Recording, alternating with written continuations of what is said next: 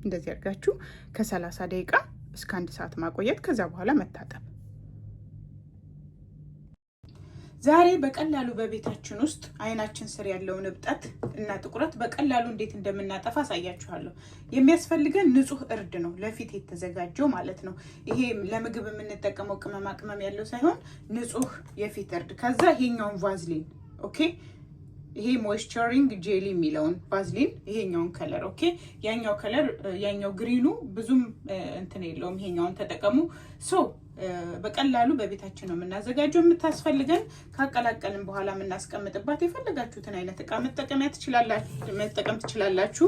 መቀላቀያ የማደርገው ነገር 1 ማንኪያ እርድ ካደረኩኝ ተመሳሳይ 1 ማንኪያ ቫዝሊን አደርጋለሁ። ኦኬ ቤተሰቦቼ፣ በነገራችን ላይ ብዙ ጊዜ ጠይቆኛላችሁ አይናችን ስር ያለውን ጥቁረት የሚመጣበት ምክንያት በትንሹ ልንገራችሁ። ይሄው 1 ማንኪያ የሚሆን ቫዝሊን ኦኬ። በነገራችን ላይ አይናችሁ ስር ለምን ጥቁረትና እብጠት እንደሚመጣ ታውቃላችሁ? ብዙ ጊዜ እንቅልፍ በደንብ አንተኛም። ቀስ ብላችሁ አቀላቅሉት ኦኬ። ለመቀላቀል ጊዜ ይፈጃል። አንደኛ በደንብ እንቅልፍ ተኙ።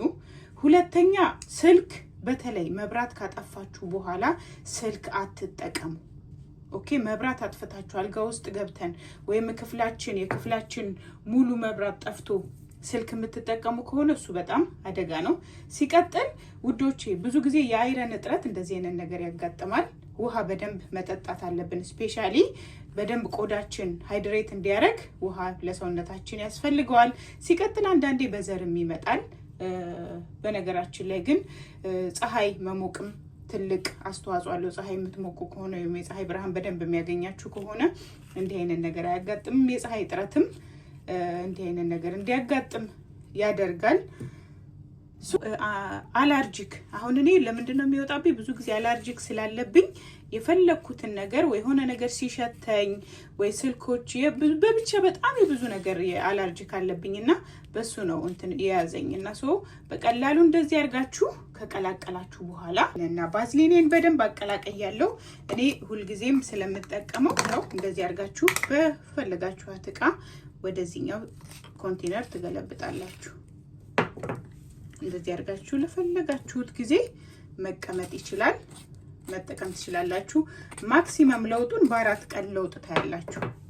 ኦኬ፣ እንደዚህ አድርጋችሁ ከዚች ትንሽዬ ናት፣ በጣም ትንሽ አማውንት ነው የምትጠቀሙት ማለት ነው። ከዛ ምን ያስፈልጋችኋል? ይሄ የሜካፕ የምናጸዳበት ወይም የጥፍር አለ አይደል? የጥፍር ማስለቀቂያ ንጹህ 1 ኮትን አንዷን እንስብና ለ2 እንቆርጣታለን። ከዛ አይናችን ስር ከቀባ ነው በኋላ ጥቁረት ያለበት ወይ እብጠት ያለበት ከቀባ ነው በኋላ ይሄንን ጥጡን እናረግበታለን ማለት ነው። ተግባባን? እንደዚህ አድርጋችሁ ተጠቀሙ። ሙልጭ ብሎ ነው የሚጠፋው። እንቀባታለን።